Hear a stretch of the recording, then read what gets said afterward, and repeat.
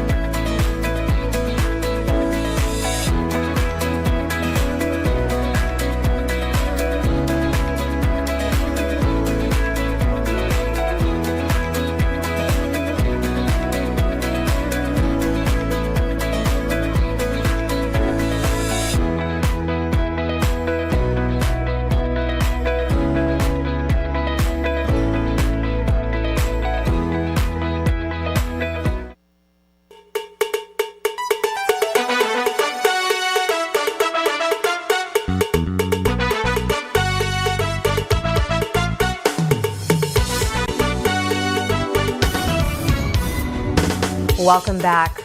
Just before news time, Cabinet dropped a major decision on one of the most debated corporate deals in the country.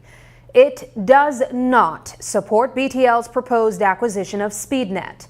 The question tonight is whether planned NTUCB protest actions will be called off or if they are still on, considering Cabinet's latest decision. In a release issued this afternoon, Cabinet acknowledged that the deal had become a matter of national concern and said it had a responsibility to carefully review the information before it. It also pointed to the fact that government, the Social Security Board, and the Belizean people are majority owners of BTL. Cabinet says it listened to concerns from ministers, social partners, the media, and the public before arriving at its position. Moments after the announcement, News 5 spoke exclusively with Prime Minister John Briceño. Well, we had set up a process, as I explained on Tuesday, that on Tuesday we had Social Security, PUC, and BTL to come to Cabinet so that they could explain their thought process and why they believe, well, this particular BTL, why they believe this merger is makes sense and it's important for them. Cabinet had the opportunity to answer all the questions. It was also, we believe, incumbent on us to listen to NTUCB and to the chamber. It's unfortunate that they decided that they do not want to speak with us or making a lot of requests that are beyond our control. The idea was we'd have met today, and then on Tuesday, Cabinet would have deliberated. Of course, I've already announced that I would not be part of the deliberations. Since we were unable to meet to them, or they did not, I believe, did not act in good faith. This morning, I started to consult with some members of Cabinet, and I think there's a general consensus that whilst this makes good business sense,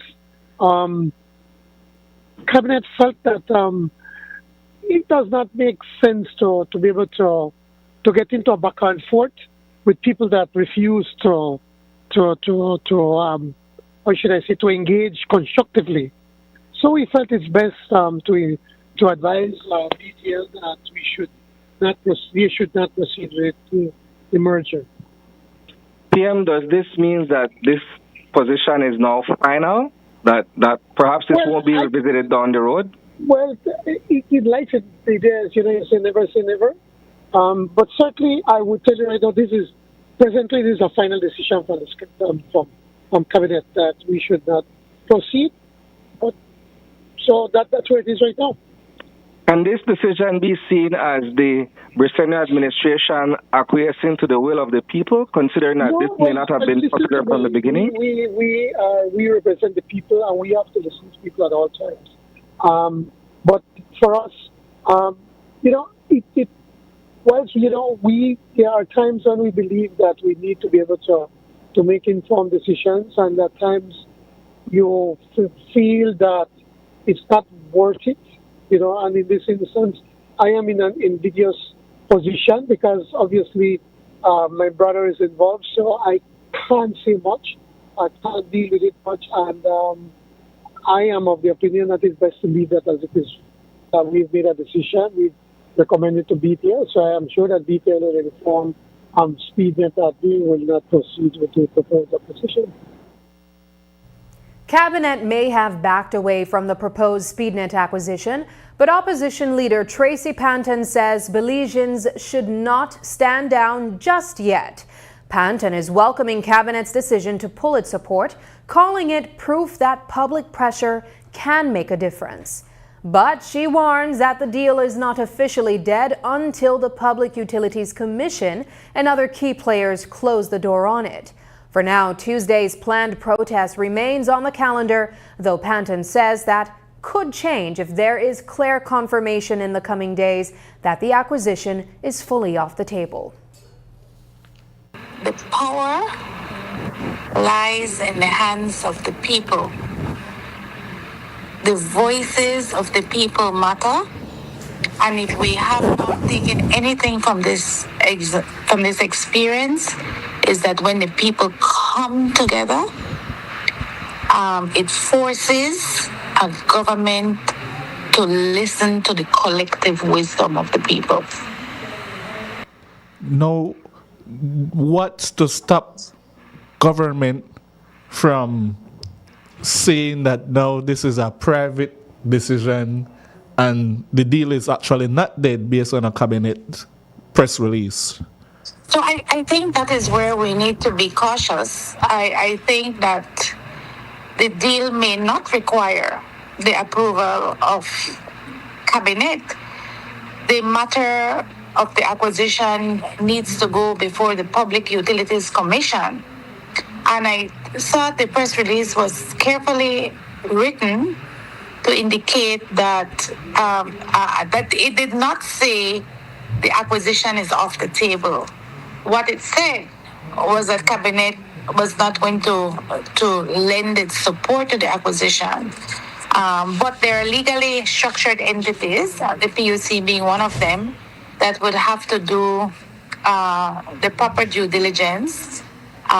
We assume that the professionals and the PUC are not acting on direction, but are acting on what is before them legally.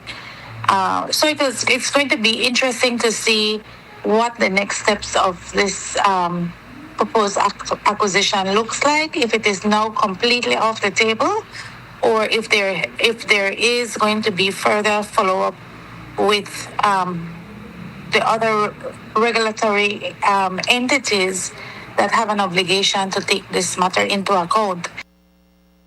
A key meeting on the proposed BTL-Speednet acquisition was supposed to happen today, but it never got off the ground. Cabinet members were scheduled to hear directly from the Belize Chamber of Commerce and Industry and the National Trade Union Congress of Belize about their concerns over the controversial deal. But the chamber says its president and CEO had long-standing commitments as part of an official Belize delegation to El Salvador and asked for the meeting to be briefly rescheduled. With the chamber absent, the NTUCB also chose not to attend. We spoke with NTUCB President Ella Wade. When we first got the invitation from the Cabinet Secretary for the meeting, it was for BCCI and NTUCB. We would have attended if BCCI were able to attend today. They had already made plans to be out of the country, so they had asked that they reschedule a meeting to next week. At that same time, we were actually still forming a coalition of the social partners. So without having that formed coalition yet, BCCI and NTUCB would have said yes if they were able to attend, if BCCI were able to attend today. We asked for a postponement to next week. However, we did not get a positive reply. We did not even get a response. So that was in a way until when the coalition came about. When the coalition came about, as you are aware, we all signed on to saying that we need this information. We need to ensure that all the social partners would be able to attend any meeting. But of course, we need information that we have asked for to analyze it, to be able to present to the cabinet meeting.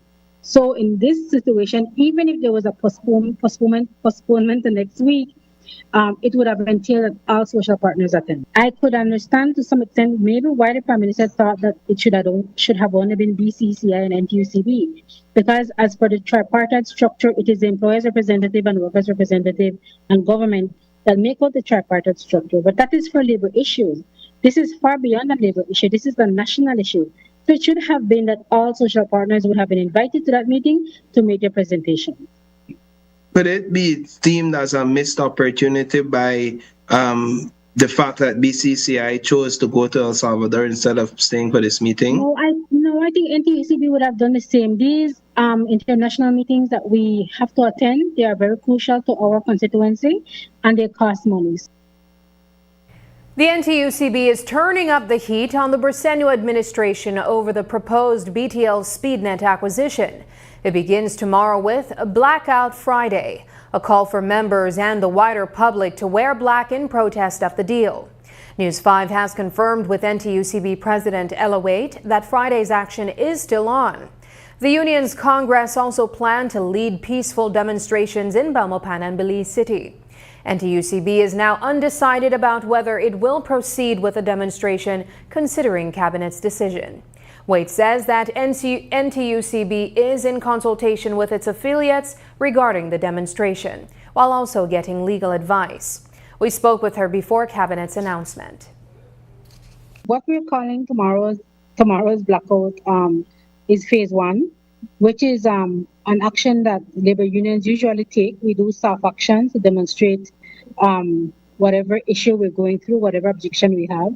So tomorrow's Blackout Friday is a strong objection where to the acquisition of Speednet Smart. It's our way of logging our objection. We're asking workers, we're asking employers, we're asking students, we're asking all Belizeans to stand in solidarity by doing a soft action such as wearing black. Wear black to work, wear black to wherever you're going tomorrow, and also to take a picture and post it on your social media platform. That way other Belizeans know that you are taking a stance as to no to the opposition at this time. We're also asking that you speak out. It is an opportunity for you to speak out in your social media platform, or if you meet anyone on the street, speak out as to why you do not support the acquisition of Smart at this time, of Speednet Smart at this time. That is phase 1. Phase 2 is where we elevate the actions we will take. On Tuesday, the 18th of July, we're planning a demonstration in Belize City and Belmopan. In Belize City, it will be in front of the BTL headquarters from 10 a.m. to 1 p.m. In Belmopan, it will be in front of the administration building, but same time, 10 a.m. to 1 p.m. Now, what we're asking is for persons coming from Corozal, Orange Rock, San Pedro, and those in Belize City to gather at the BTL headquarters, and those coming from Punta Gorda, Stan Creek, and the Caye district to gather at the admin building in Belmopan. This way, we will be in position to make sure we take our stance in 2 locations, 2 prime locations. Following Cabinet's decision, the Belize National Teachers Union issued a statement to its members saying that it will proceed as planned until the government representatives on BTL's board rescind their yes votes. BNTU says it is ready to join the wider labor movement in taking to the streets. On Wednesday night, BNTU President Nadia Kaliz used social media to rally teachers, announcing that virtual meetings are being organized to explain the union's next steps and why members should take a stand. Her message was straightforward. If nothing changes, nothing changes. Members, you have spoken to your leaders. You have spoken to me. You have emailed and text. You have said a lot in the chat groups. Now, this is the opportunity for us to collectively register our discontent as it pertains to all of these national issues, including the proposed acquisition of SMART. In those meetings, you will be educated further. But I want you to know that the BNTU, your organization, who is a part of the NTUCB, normally supports the NTUCB when the NTUCB calls on its affiliate to be a part of actions like these. I can remember clearly, and it's deja vu right now, 2005, the Belize Healthcare Partner issue, and everything else started to spiral. It is important that our leaders pay keen attention to what is happening and understand that we are all in power because the people, for me, my membership, for them, the electorate of this country, voted them in. So it's important that we pay attention to what the electorates are saying. And by extension, your electorates, my members. In a memo on Wednesday, BNTU informed its stakeholders that its members will be unable to actively participate in any professional development activities planned for next Tuesday. The proposed BTL-Speednet acquisition was also facing pushback from another corner. Former BTL workers who say Belizeans deserve more than assurance that the deal is good for the country. The Belize Communications Workers for Justice is calling for full transparency on how Speednet was valued, what the acquisition would mean for employees, and why the public should trust a decision that has already been approved by BTL's board. Organizer Emily Turner says BTL's history on accountability makes it difficult for people to simply accept the board's word without seeing the evidence behind the deal. Belizeans should be shown the financial basis for the valuation, the technology assessment, the full integration costs, effect on competition and prices, and plan for workers. We are not asking the public to take BCWJ's word for it. We're asking BTL to show Belize the evidence. And that's really where that's really at the heart of our press release, where we believe that BTL has not provided us enough evidence for us to be able to make a sound decision on this acquisition. And from we came out in January, nothing really has substantially changed. It is the same. It's the same information they have shared, and they haven't shared with the Belizean public, the social partners, any further information. And that's the reason why we have decided to also come out and show our solidarity with the social partners on this matter. It is an issue at the heart of what we represent. We believe that at the heart of this issue is accountability, and we have had our challenges with BTL when it comes to accountability, and BTL is asking us to take their word for it, and that is something that we have had a struggle with doing. Our experiences with the BCWJ members have been real, and it is hard for us to say that we can take BTL's word on what they will do and what they say is happening or what they have seen without us getting that information and making an assessment on it. And as a Belizean that is part of the ownership of this company, we all believe that we deserve the answers, we deserve the evidence on this acquisition. For former BTL workers, the proposed Speednet acquisition was not only about dollars and corporate strategy. It was about jobs, livelihoods, and who may be pushed out if the two telecom companies become one. The Belize Communication Workers for Justice fears that talk of efficiency could become another round of redundancies, especially for long-serving BTL employees. Organizer Emily Turner says she has already seen what she describes as smart employees moving into senior roles at BTL, while existing workers face restructuring and job cuts.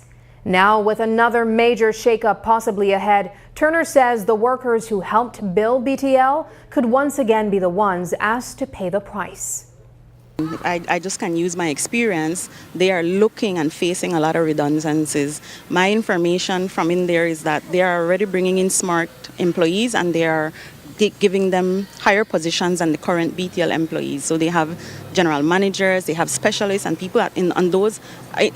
From our experience there, those are the better paid jobs, and that's where the smart employees are being added. And there's going to be a lot of we've done redundancy or reorgs, that's what we call it, when we look at efficiencies and people go home, and it's very sad because people that felt like they had been doing a very good job and have been performing well, they just decide, you know what, I just don't need your service anymore, and that's very hard for somebody to face. Especially people that then have dedicated themselves to building this company. And I think for us as former employees, the amount of sweat investment we have put in that organization, when you are faced with, I don't want you no more, it's hard. It's very hard, especially that if you are the person that is the main provider in your family, it's a challenge. So I am glad to hear that the workers have joined in, because I think that they will be the most affected with redundancies, because when a company is talking about efficiencies, then they talk about cut salaries from the C levels and the GMs, or bring down the money that the directors get paid. They're not talking about that. They're talking about the people all the way at the bottom. Those are the people where they will find the efficiencies with. And do you still have any plug-pullers in the company? No. Even if we had, I would not say that. No. BTL workers who were initially in favor of the proposed acquisition recently voted overwhelmingly to oppose the purchase. 84% said no in a recent internal poll.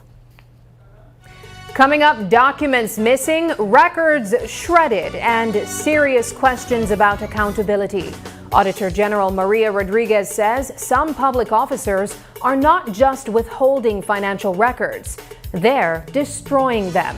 Tonight, why the audit documents were allegedly shredded and what it could mean for government transparency.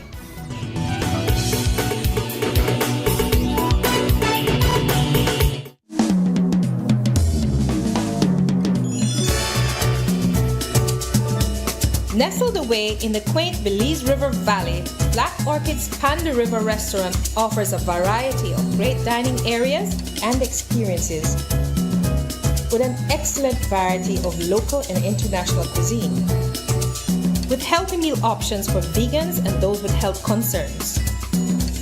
Your delectable dining can be topped off with our excellent desserts, natural fruit juices, and exquisite wine and drink options. All prepared by our certified chef and award-winning mixologist. Come to Panda River Restaurant and River Rum Bar to relax in the pool or use our excellent conference facilities combined with great dining. A diamond in the jungle.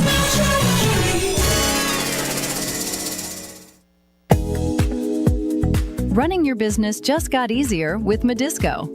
Our dedicated representatives bring a wide selection of products straight to you, right when you need them. Simply choose the items your business needs and place your order instantly, fast, easy, and hassle-free. We offer a wide range of wines, spirits, food, beverages, and hospitality products from trusted brands, delivering quality and excellence for every occasion. Once confirmed, your order is processed immediately and prepared with care for scheduled delivery. From our warehouse to your shelves. Reliable service you can count on every time. Ordering made easy. convenient online payment, efficient cashless delivery. Medisco, delivering products and payment convenience to power your business.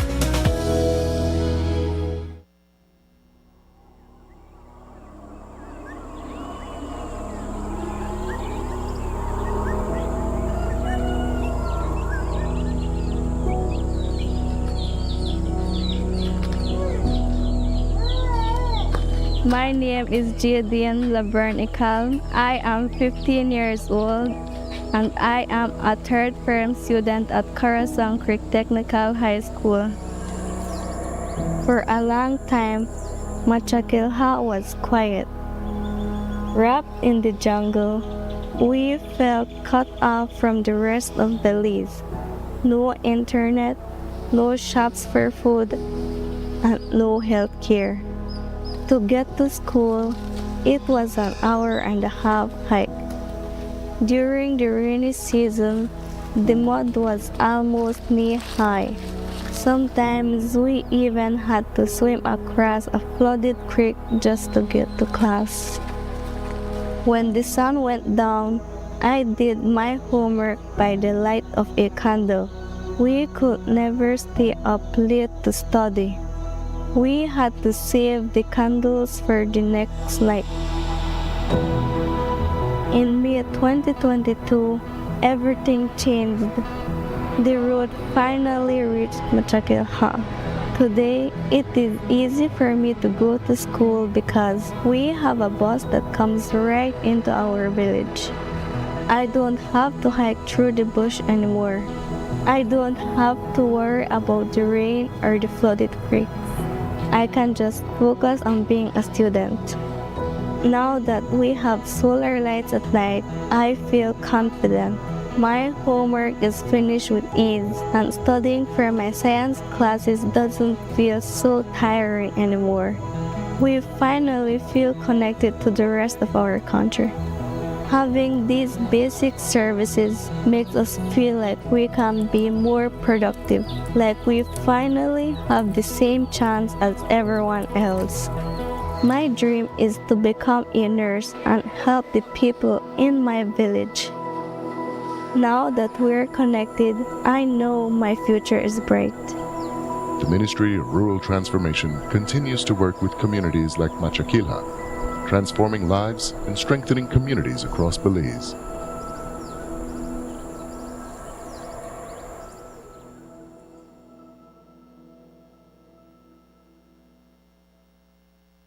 We are down to the final weeks of KTV The Remix Season 8. Who will be crowned the next KTV champion? This Tuesday is the final competition night. 4 contestants will take the stage, but only 3 will earn their spot in the grand finale. So, who will make it to the end? That's where you come in. To keep your favorite KTV star in the competition, you have to vote. Text the number of votes followed by a space, then your contestant's assigned voting number, and send it to 585. Remember, each contestant has a new assigned voting number for this week. Here are this week's 4 contestants. Why can't you come stitch me up? Why can't it ever be enough? I'm here without you, baby, but you're still on my lonely mind. Thinking about you, baby. Beautiful. Do you know I love you so. Downstairs, how is her temper this year? I turned up your TV and stomped on the floor just for fun. You can also support your favorite by sending credit directly to their assigned smartphone number. Cast your vote by Sunday at midnight and tune in on Tuesday at 8 p.m. for the final competition night of KTV The Remix Season 8. The next station is not just a place, it's the vacation capital of the world.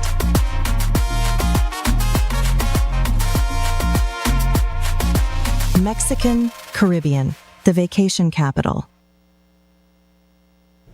Cabinet still has not made up its mind on BTL's proposed acquisition. and public pressure may now become part of the equation. Agriculture Minister Orlando Habet says ministers need more time and more information before they make a final decision on the controversial deal. Cabinet has already heard from BTL, the Public Utilities Commission, and the Social Security Board, but key questions remain. Today we asked Habet whether the growing public scrutiny could influence how Cabinet votes next week. It has been discussed amongst our Cabinet. We had 2 presentations from Social Security, BTL, and was it SSB. and the PUC. And so I'm waiting for Tuesday to see what will be the decision. You have to decide. You will contribute to that decision. That's right. So we'll see as a Cabinet. That's what we have to do. Do you feel the pressure of the people to oppose this deal? There is from the people, but the people is also Social Security, represented by Social Security in a way, because they have some investments in BTL. So you have to look at it from all sides. The people don't want it. Which people? Belizean citizens, the owners of BTL and But how do you know that? Because you see it all on social media. You speak to people. But how many people on social media? I have seen. So the unions are going to demonstrate yes, while you all are meeting. The unions represent hundreds of workers, thousands actually. So it's going to be a decision that Cabinet will make on Tuesday. His remarks align with those of Cabinet Minister Michelle Shabat, who said earlier this week that he needs additional information before deciding. The proposed BTL-Speednet deal is no longer just a corporate transaction. It has become a national conversation, and residents in Collet want to know how it could affect them. But when they turn to their area representative for answers, Devin Daly says he cannot offer much insight. Daly, who serves as a junior minister of state, says he was not part of the cabinet discussions on the proposed acquisition and does not have an inside view of the deal. So while public scrutiny grows and constituents look for clarity, Daly says the country needs more information before anyone can make a firm judgment. And you've been speaking with your residents in Collet. What's your position on the BTL-Speednet acquisition? There's been a lot of conversations about this, and I believe persons from my constituency, they want to be better informed about it, as they should. These are national decisions. I don't sit in cabinet, so I don't have a vote. I have no representation on the board when it comes to BTL for this acquisition or anything like that. As far as I know, there hasn't been anything set in stone. There was a vote at the BTL level, and that is all I know. I haven't been to cabinet. Us ministers of state, we rotate in terms of going and entering into cabinet, and I was not the minister of state in there at that time. Did taxpayers get what they paid for in the Ministry of Defense procurement scandal? That is one of the key questions now before the Office of the Auditor General, as it continues its investigation into the so-called Mira family millions controversy. Auditor General Maria Rodriguez says her team is not only looking at invoices and purchase orders, they're checking the paper trail against what actually happened on the ground. That includes reviewing kitchen logs to see whether the supplies the ministry says it bought match what was recorded and used during that period. Rodriguez says that is one way auditors determine whether public funds delivered real value for money. As far as I'm concerned, the rations were to be used for the BDF. So where will the rations be used? The kitchen. The kitchen has to have a log of what you cooked. Now the difficulty is if they logged it. That's right. But to clarify, if you didn't log it, more so you're telling me that you're not accountable of what you bought.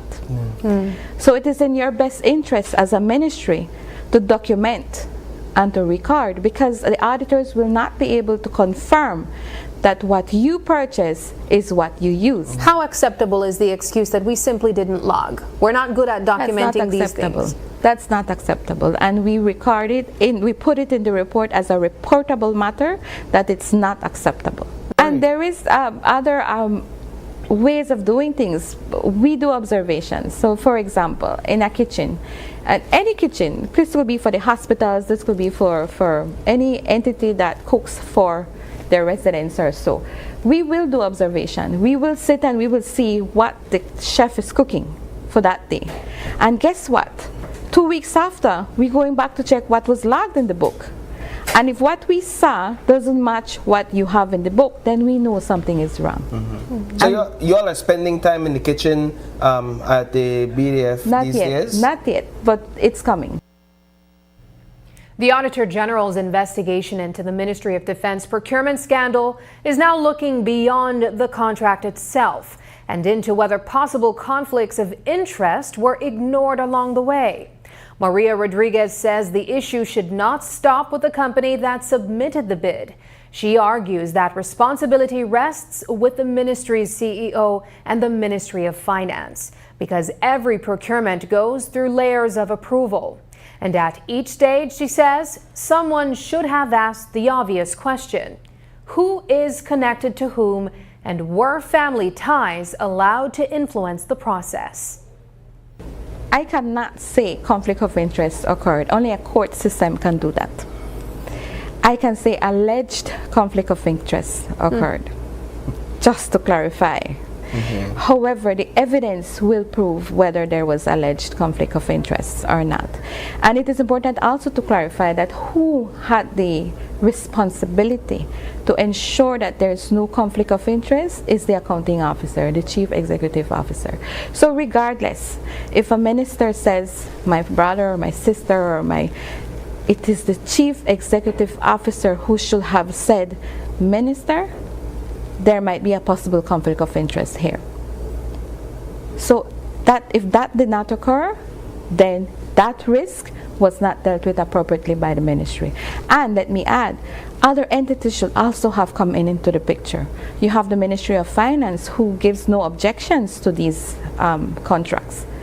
You should have said, wait, so and so, have you checked on this? You have the Contractor General.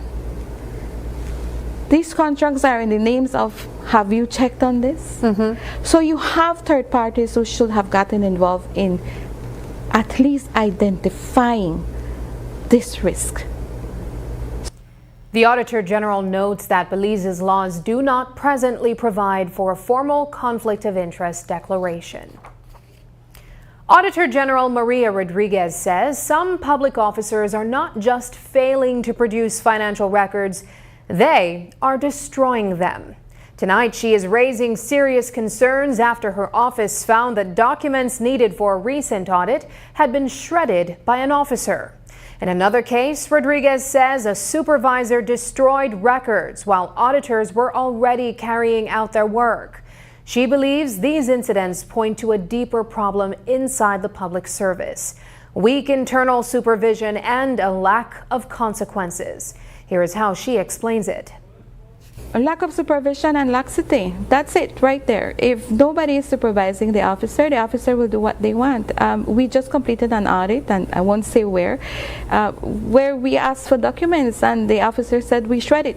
And that could easily be a lie, but there's no way to prove that. But what do you mean they shredded? They shredded because they don't feel that it was necessary to keep. In our 2017-2018 annual report, I'm not sure if you had a chance to look at it, we informed that during an audit at the Golden Haven Rest Home, the supervisor destroyed records while we were there, and we reported it. Are there more examples of you coming across documents destroyed? Yes, it seems like a norm to some officers that nobody tells them that you should not destroy records, but there is a section in the regulations that specify that the accountant general is the only officer who can authorize destruction of records, and there is a time frame to keep records. You have to keep records, some up to 45 years. So if you're just destroying because nobody told you that I can't destroy it, then you're not following the regulations. And do you weigh these records on a scale in terms of least important to most critically important, or they're all important? They're all important. They're all important. We cannot say that one record is less important than the other. What happens when public officers are accused of deliberately destroying financial records that auditors need to do their job? According to Auditor General Maria Rodriguez, her office files a formal complaint with the CEO of the relevant ministry. But she says that is often where the accountability stops, because those complaints rarely get a response. Rodriguez says the Joint Public Accounts Committee also has a role to play in following up on those concerns and ensuring that serious findings do not simply disappear into bureaucracy. The normal process is to inform this Chief Executive Officer. This is what we found. We need clarification. Why did it occur? And what are you going to do about it? Unfortunately, most often we do not get responses from Chief Executive Officers. Mind you, the regulation says that they must respond to our audit queries. We don't. For the most part, we don't. However, even when that does not get a response, we forward that query to the Financial Secretary and the Accountant General, who then are responsible to follow up with the query that we made. At that point, if they follow up or not, we move past that and we ensure to put it in our annual report for the JPAC. So it has been elevated now to the JPAC to hold these persons accountable. My concern though is that while the JPAC is able to surcharge, because they are able to surcharge, my understanding is that that process is passed on back to the Financial Secretary. Which is really just full circle. The executive surcharging the executive, it doesn't really seem to be a good process. Notably, there have not been any official reports of any being charged or fined for destroying official public records in recent history. After the break, a growing legal showdown at BTL. 146 former employees say they were shortchanged and are taking their severance fight back to court. Why they're bringing in a regional attorney and refusing to back down when News 5 returns.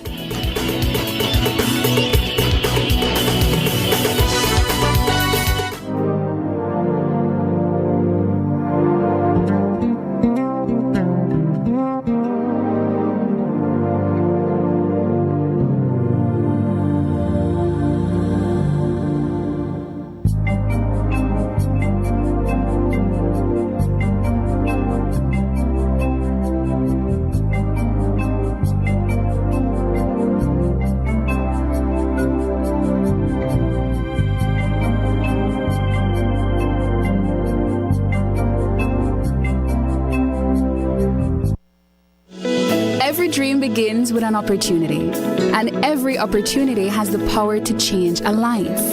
This year, Belize Bank proudly welcomes 16 outstanding new scholars during its 14th annual Scholarship Award ceremony, recognizing young Belizeans whose academic excellence, leadership, and determination inspire us all. When I look around the room today, I see future entrepreneurs who will build businesses. I see future doctors who will heal families. I see engineers who will design infrastructure, teachers which will inspire the next generation. For Belize Bank, a scholarship is more than financial assistance. It's a commitment to each student's future through guidance, encouragement, and mentorship from members of our management team. Today, we celebrate 16 new scholars, more than 250 lives transformed, one shared future. Because when we empower our youth, we empower our nation. Caye, we have exciting news for you. RFNG Life Insurance is now officially in your town. Now, you can visit our office to pay your life insurance premiums or speak to our dedicated agent, Mayeli, about securing your future with the right coverage. Hi, my name is Mayeli Hoy, your designated agent here at RFNG Life in the Caye district. I'm here to help you explore your options, answer your questions, and find the perfect policy for you and your loved ones. Whether you're looking for life insurance, critical illness coverage, or future saving plans, we've got you covered. Take the first step towards securing a stable and prosperous financial future for you and your family. RFNG Life Insurance, now in Caye. Visit us today or call to schedule an appointment. Your future starts here.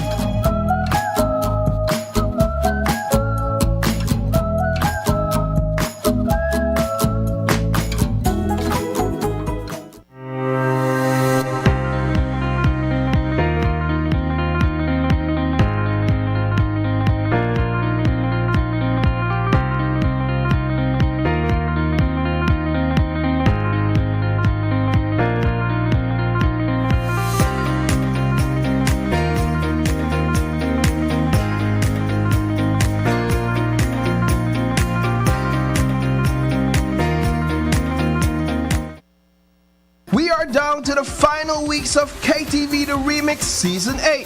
Who will be crowned the next KTV champion? This Tuesday is the final competition night. 4 contestants will take the stage, but only 3 will earn their spot in the grand finale. So, who will make it to the end? That's where you come in. To keep your favorite KTV star in the competition, you have to vote. Text the number of votes followed by a space, then your contestant's assigned voting number, and send it to 585. Remember, each contestant has a new assigned voting number for this week. Here are this week's 4 contestants. Why can't you come stitch me up? Why can't it ever be enough? I'm here without you, baby, but you're still on my lonely mind. Thinking about you, baby. Beautiful. Do you know I love you so.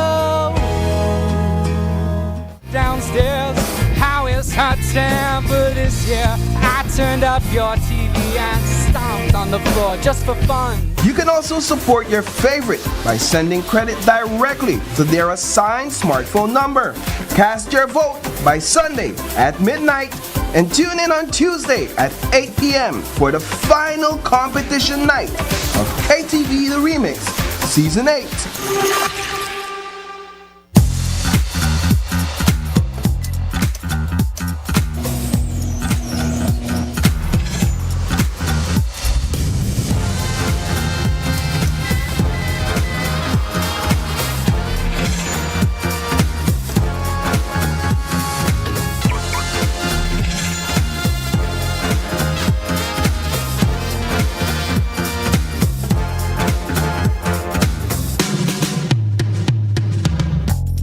Introducing BB Insurance, built for Belize.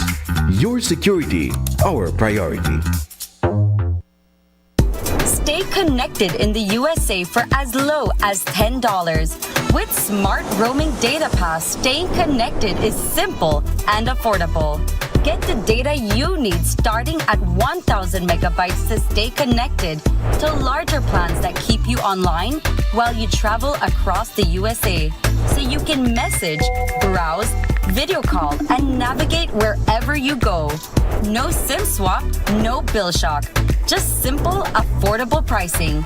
Activate easily by dialing *100# using the Smart app or online. Smart Roaming Data Pass. Staying connected the smart way. Smart, bringing people together.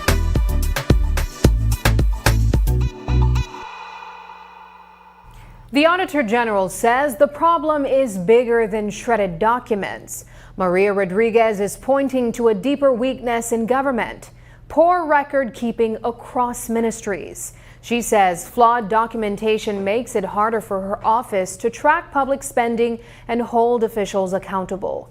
And according to Rodriguez, the backlog in annual audit reports only make things worse. She believes some ministries are not taking financial records seriously because the system is already years behind. In her view, that delay has helped create a culture where proper documentation is treated as an afterthought. As we have been informing through our last 3 audit reports, the documentation process or the record management process is not a good one in the government system at this point. So it is difficult. It is difficult to go through records that probably don't exist. It is a systematic issue. I think that considering how behind we are with annual statements, nobody has been saying, well, audit is not coming, the statements are not forthcoming, and so nobody is really concerned about the records. It is a systematic issue. And 10 years records takes a lot of space. So ministries are running out of space of where to put their records and how to take care of their records. So by the time we reach, they might be in a storeroom with no light, with no AC, and the records get damaged. There's mold. There are times that we will ask for originals, for example, and I know that this is an issue because a law has passed that photocopies should be accepted in court. But for us, primary information is best. A photocopy could be manipulated. A photocopy could be, we've seen instances during our audits that the original says something and the photocopy says something else. And so it's important to get primary information. For context, the last submitted annual audit report was for 2017 to 2018, leaving almost 9 years of financial records yet to be audited. Auditor General Maria Rodriguez says the real frustration is not only doing the audits, but what happens afterward. Her office uncovers questionable financial practices, but the public does not always get to see the findings.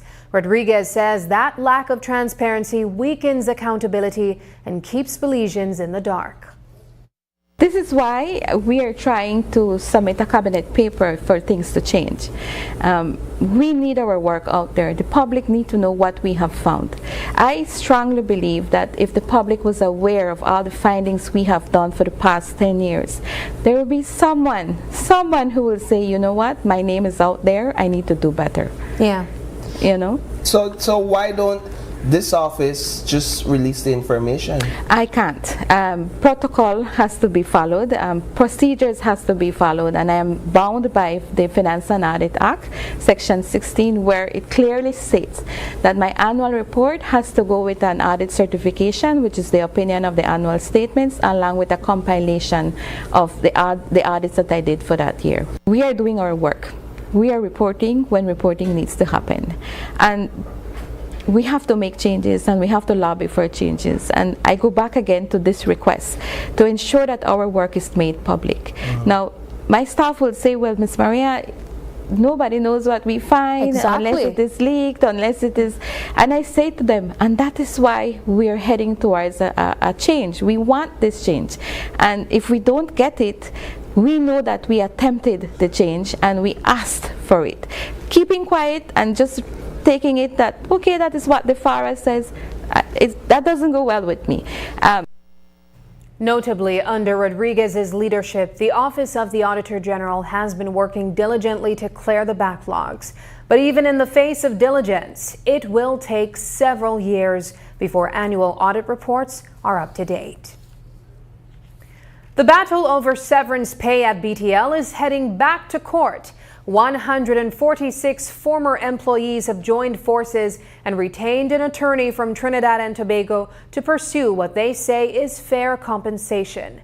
Organizer Emily Turner says the group believes it is owed more than what BTL has offered and is raising concerns about rejected claims, unpaid interest, and missing records.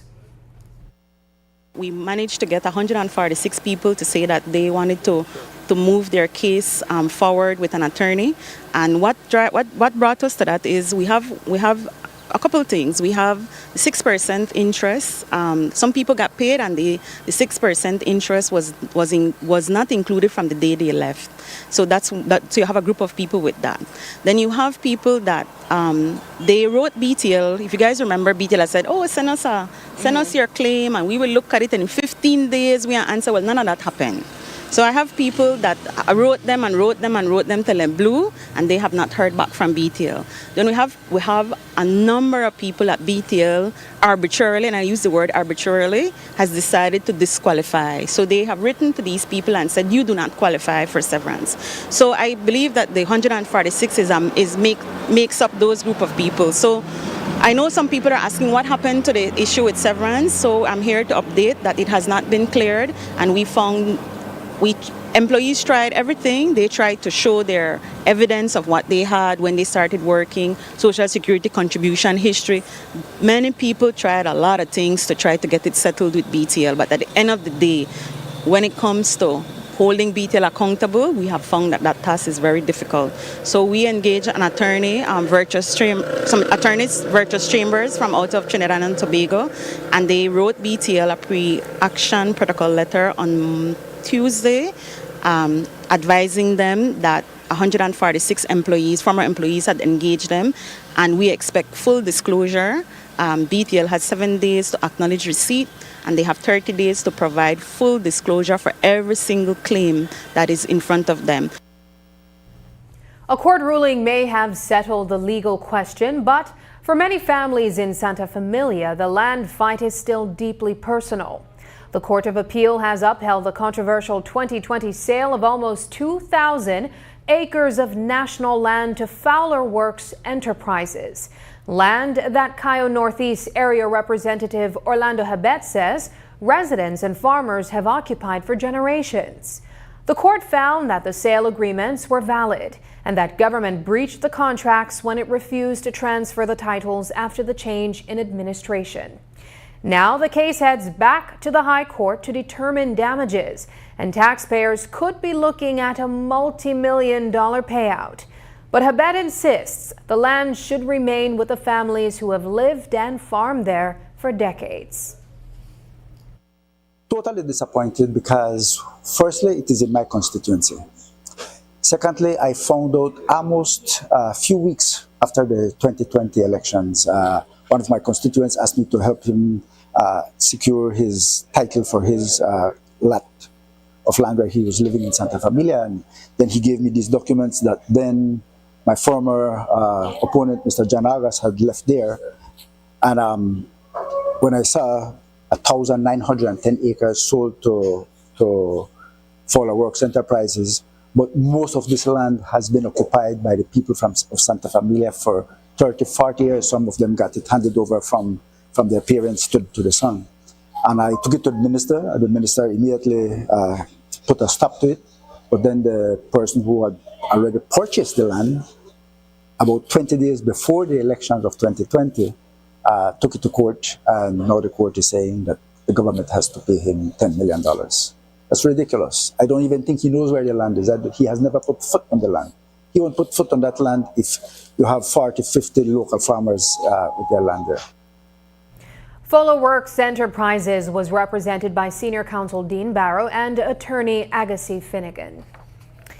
Still ahead, Belize's shrimp industry is making a stunning comeback. After a devastating disease nearly wiped out production, output has tripled and the sector is now worth nearly $25 million. What's driving the recovery and how drones are changing the game after the break.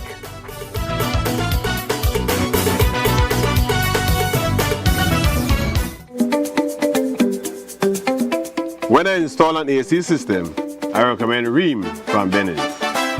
Unlike inferior units that drive up electricity costs, restrict yard flow, and wear out quickly, Ream has the right solution for every space.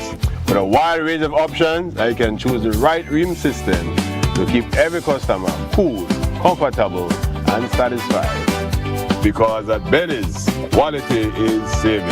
Best for you and best for me. At Benny's, it's the quality. Benny's, quality and saving. At Cellular World, we believe technology shouldn't just be functional. It should make your home uniquely yours. Design your smart home with the full range of Samsung appliances and TVs. Equip your kitchen with smart and stylish fridges, advanced microwaves, and whisper quiet dishwashers, bringing smart living to the heart of your home. Make daily tasks simple with efficient smart washers, powerful dryers, or an all-in-one laundry hub that adapts to your lifestyle. Experience true-to-life colors and spot-on sound with the Samsung Q LED Smart TV. Connect all your spaces instantly with the Smart Thing app for seamless control wherever you go. Get all your Samsung products today with the peace of mind that only the 1-year 1-year warranty from the authorized distributor can give you. So stop by your favorite location and start designing your smart home today. Only at Cellular World. We're ready for the road.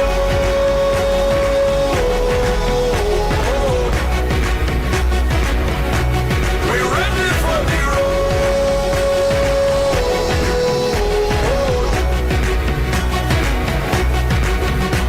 So we're ready. We're ready. Yeah, we're ready. We're ready. Yeah, we're ready. We're ready. We're ready. We're ready. We're ready. We're ready. We're ready. We're ready. Yeah, we're ready. We're ready. We're ready. We're ready.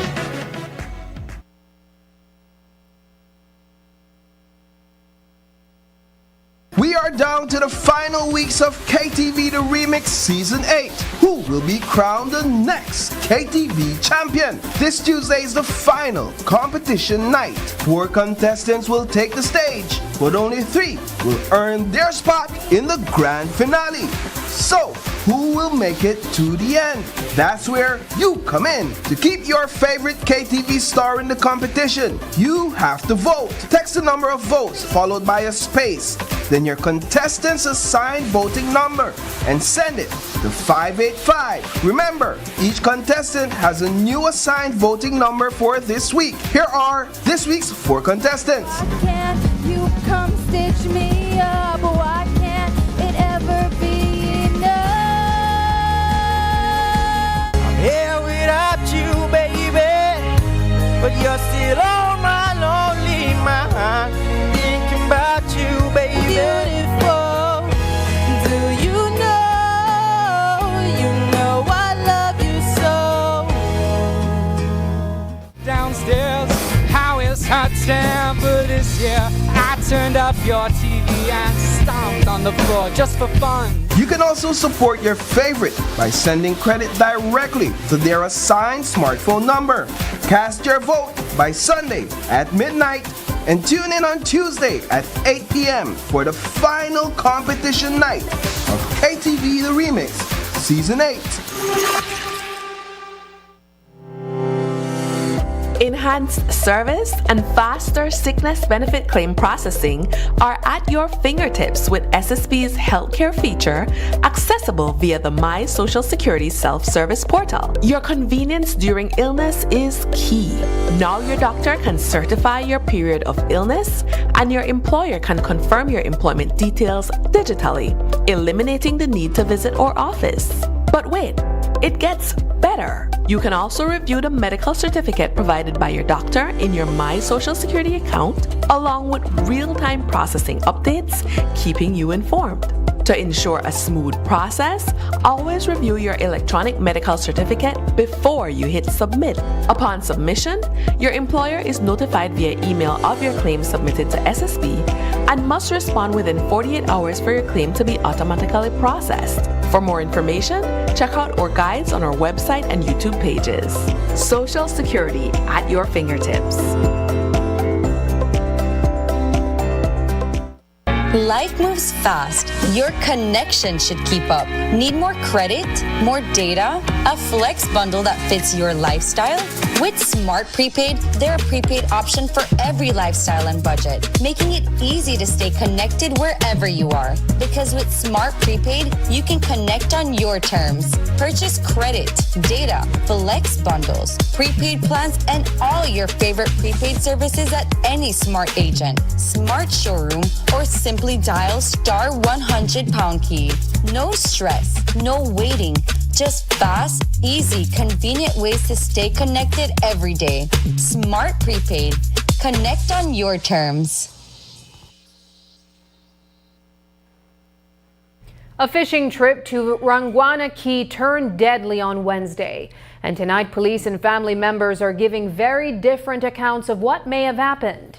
35-year-old Belize City fisherman Jose Ortega was fatally stabbed, while his relative, 33-year-old Marvin Ortega, remains hospitalized.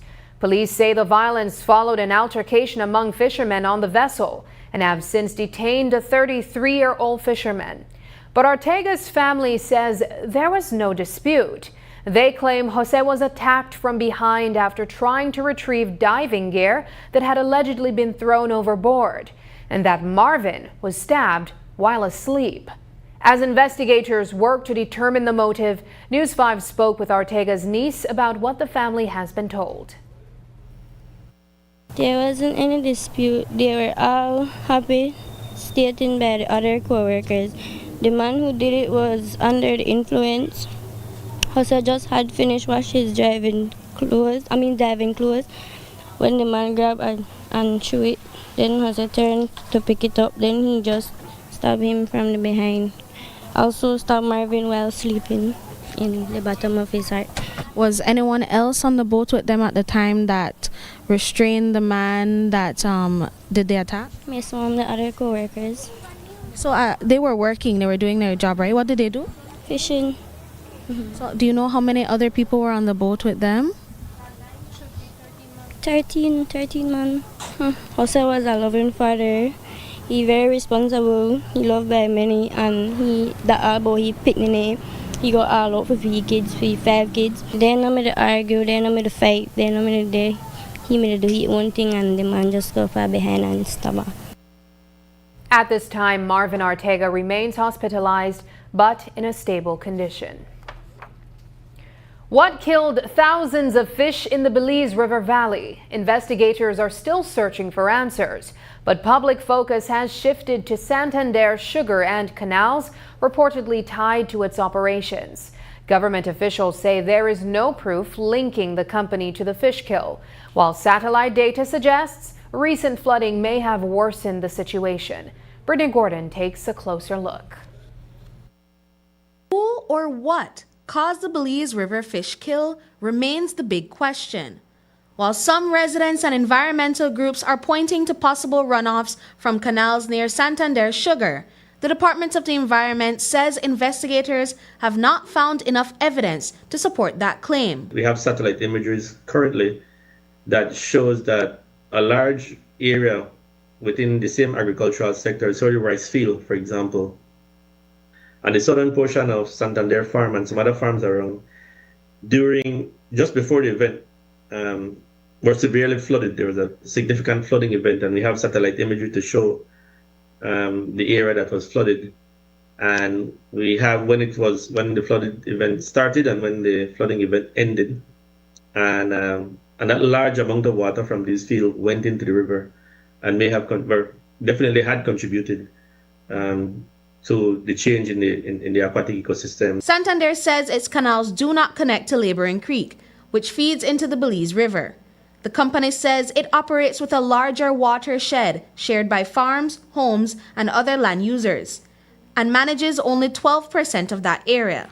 Minister of Sustainable Development Orlando Habet explained that the DOE cannot identify a clear cause for the fish kill without adequate evidence. What the report is showing is that even some of the independent studies and people that went into the canal say, okay, this canal is coming from Santander, but it's not that Santander is dumping directly into the canal. They have their ponds, leachate ponds and everything else, and when they overflow, they go into an next one, eventually into the canal, and then eventually into the river. But some of these farms also, I think 2 or 3 of them, also empty into the same canal. So that is why I say it's hard to just pinpoint and say one. Maybe it's all of them that are contributing. Habet admits that enforcement remains a challenge for the ministry and ensuring that regular checks are conducted.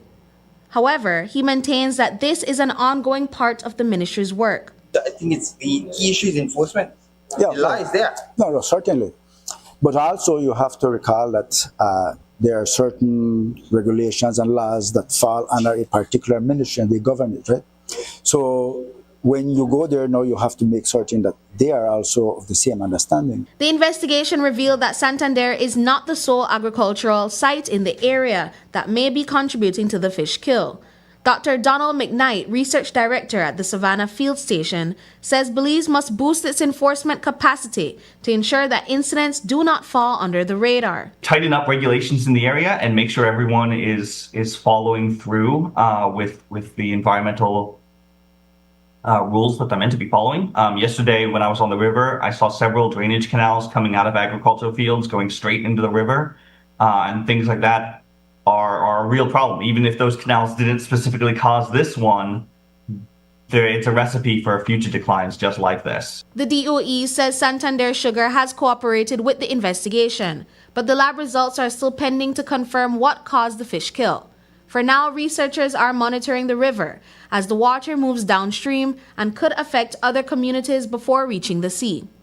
Brittany Gordon for News 5. Belize's shrimp industry is clawing its way back after a disease outbreak nearly crippled production more than a decade ago. Since 2020, production has tripled, and the industry is now worth almost $25 million.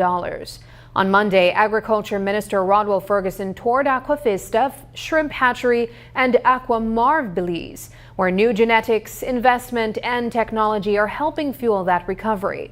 One major change is the use of drones to feed shrimp across large ponds, cutting down both time and labor. Ferguson says that kind of innovation could make shrimp farming more efficient and help bring more farmers back into the industry. By going to the shrimp farm was quite an experience. And when we got there at the farm at Aquamara, what he did, he said, let me show you how I feed my shrimp now. He said, in the past, you should take a gentleman 1 hour and a half to feed 1 pond. Now you have a drone. So it takes him 3.5 minutes to feed a pond of 20 feet.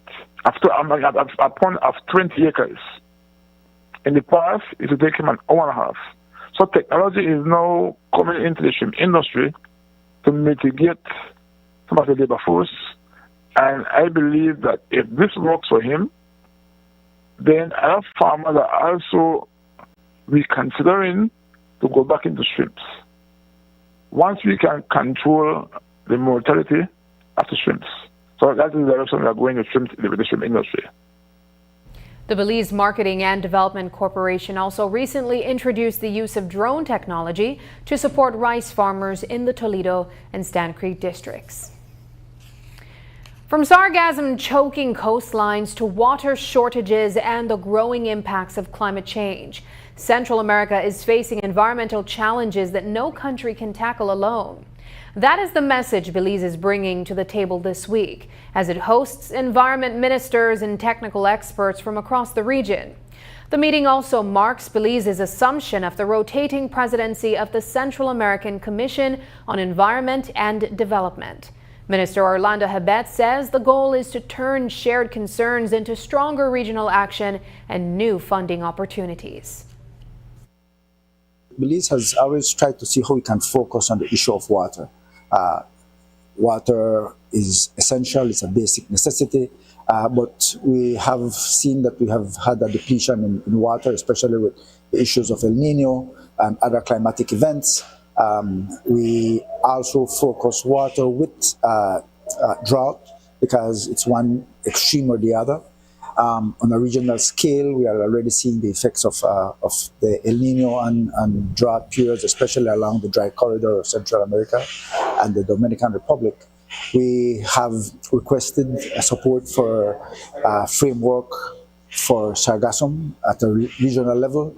It had started with Dominican Republic and Belize, and now yesterday we had a meeting with the ministers who are present, and luckily they all have agreed that we will pass a resolution today and make a declaration, formulate a framework, and see how we can seek funding for projects on a larger scale to find a solution, of course.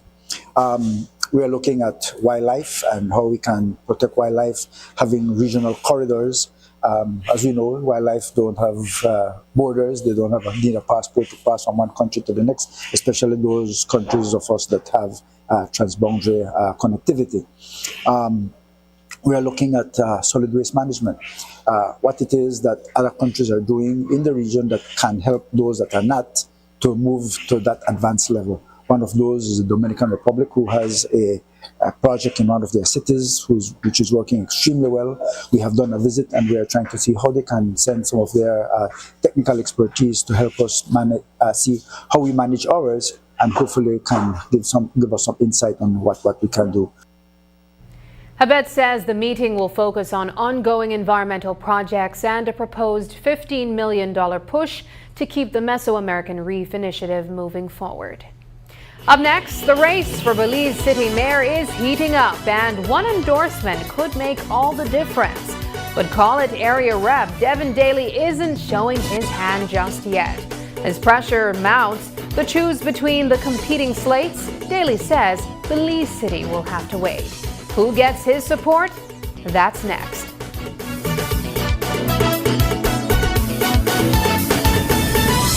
Connected in the USA for as low as $10. With Smart Roaming Data Pass, staying connected is simple and affordable. Get the data you need starting at 1,000 megabytes to stay connected to larger plans that keep you online while you travel across the USA. So you can message, browse, video call, and navigate wherever you go. No SIM swap, no bill shock. Just simple, affordable pricing.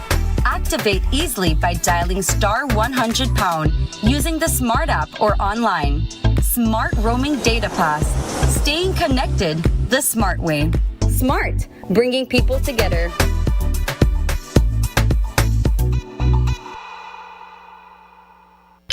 Insurance fact. Did you know with Home Protector Insurance, construction projects can receive insurance coverage from start to finish? We offer a variety of bonds. This includes bid bonds, advance payment bond, performance bonds, or others. Let Home Protector be a part of your team and help safeguard you through your next project. Visit any Home Protector Insurance office near you to learn more.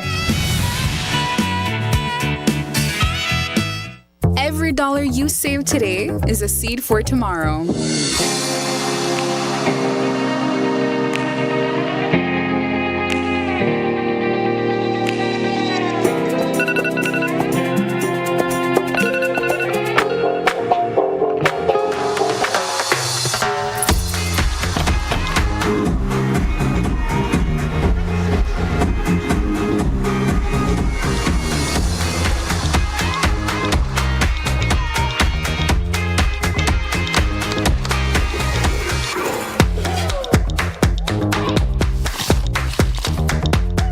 Let your dreams take root and grow. Belize Bank, your future, our commitment.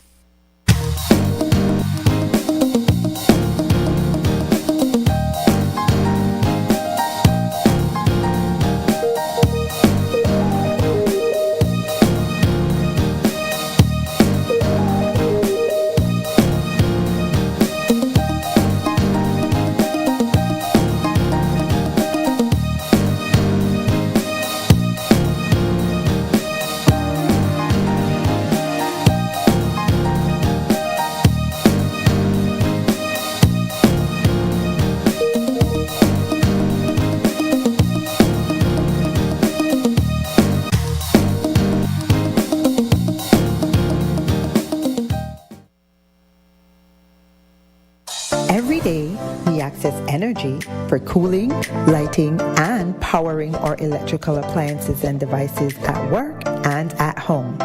During cooler months, we rely less on cooling appliances such as fans and air conditioners. However, during warmer months, as the temperature and humidity rises, we use more energy to cool our spaces, and our appliances and electrical devices work harder than they do during the rest of the year.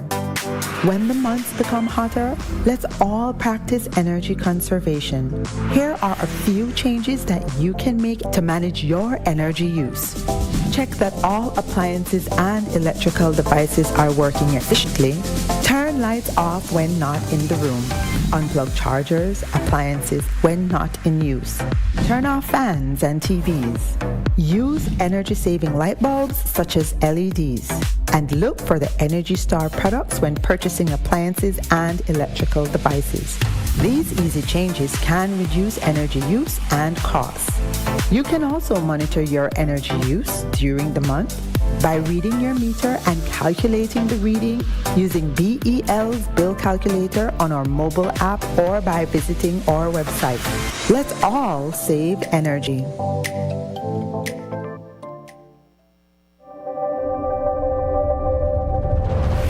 connection we make is more than just a signal.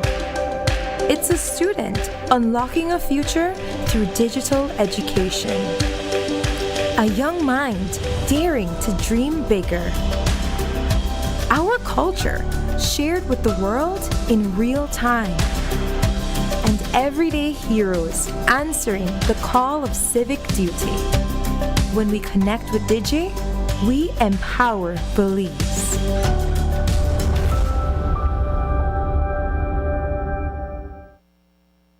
With the Belize City PUP Municipal Convention fast approaching, the spotlight is shifting to area representatives and the side they'll ultimately choose.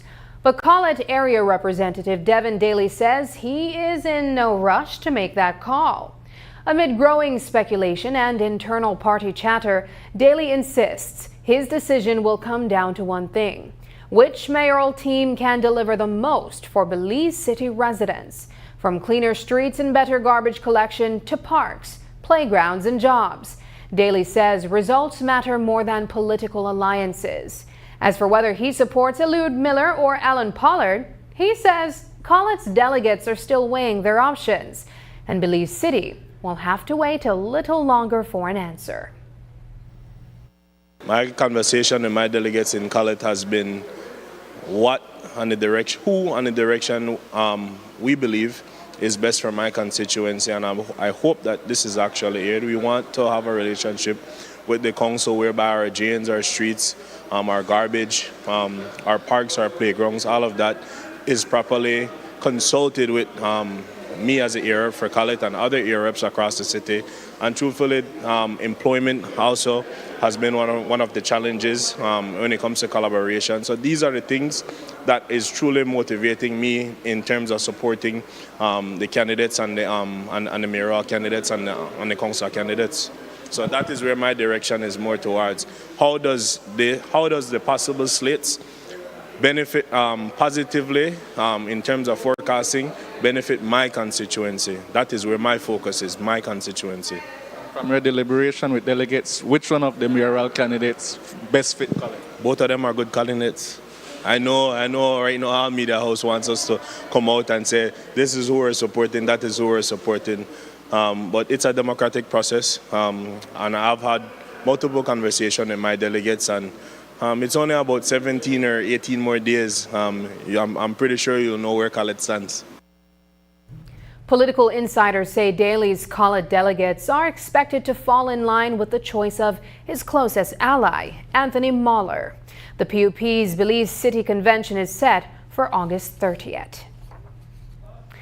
How do we build a stronger future for sports? The National Sports Council is traveling the country, gathering feedback for a new 10-year national sports policy and strategic plan. Today, the conversation reached Belize City, where athletes, coaches, parents, and sports officials weighed in on everything from funding to leadership.